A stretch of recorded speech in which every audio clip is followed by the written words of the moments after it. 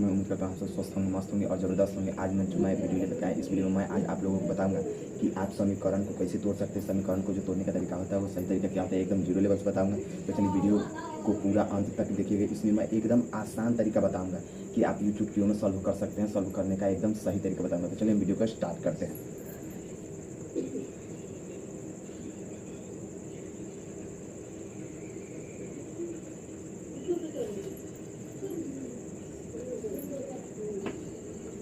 सबसे पहले देख लीजिए छोटा सा तरीका है। सबसे पहले मैं आप लोगों को एक छोटा सा तरीका बता देता हूँ।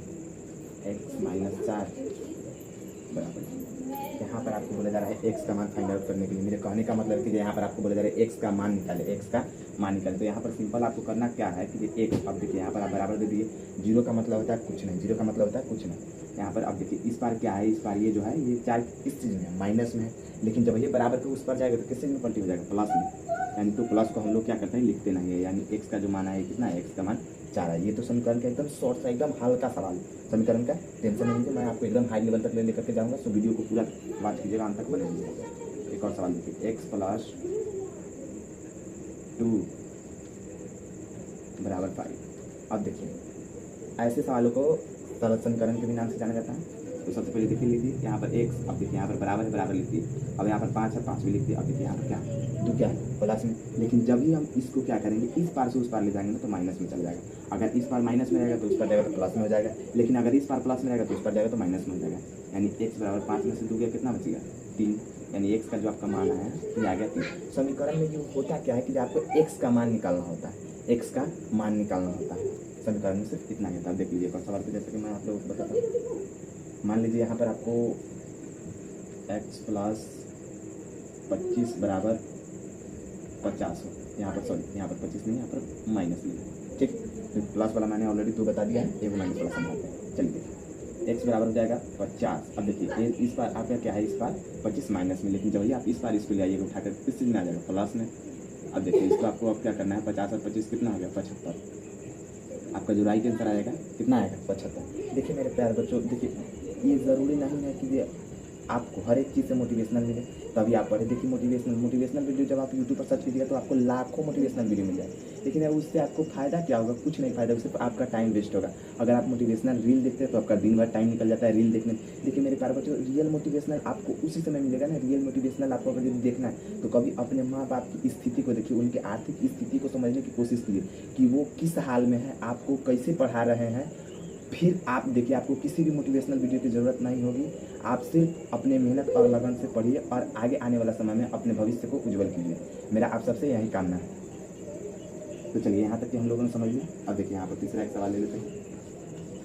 2x, जैसा कि एक सवाल है 2x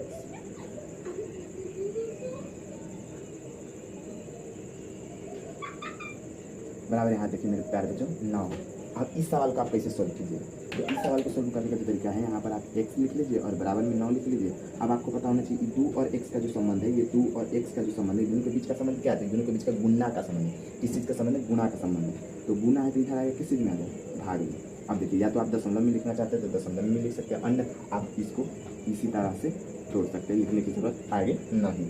अब देखिए हम आपको एक और सवाल को समझाते हैं। देखिए चौथा सवाल है,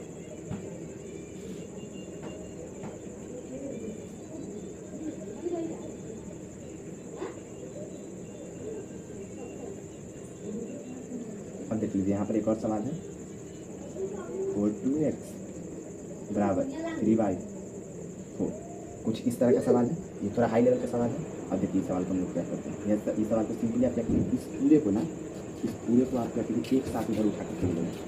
देखिए x के साथ इसका संबंध क्या है, गुणा का संबंध है। तो यहाँ पर आप x लिख लीजिए, अब यहाँ पर 3/4 लिख लीजिए, ठीक।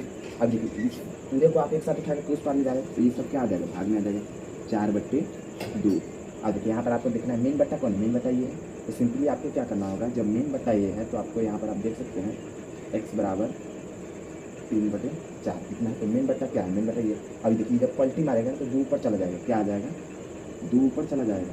और ये 4 नीचे का ऑर्डर रह जाएगा। और 2 क्या होगा, ऊपर चला गया तो काटेंगे, 2 × 2 = 4। अब देखिए x का जो मान है ना मेरे प्यारे बच्चों, 3 × 3 और 4 × 8।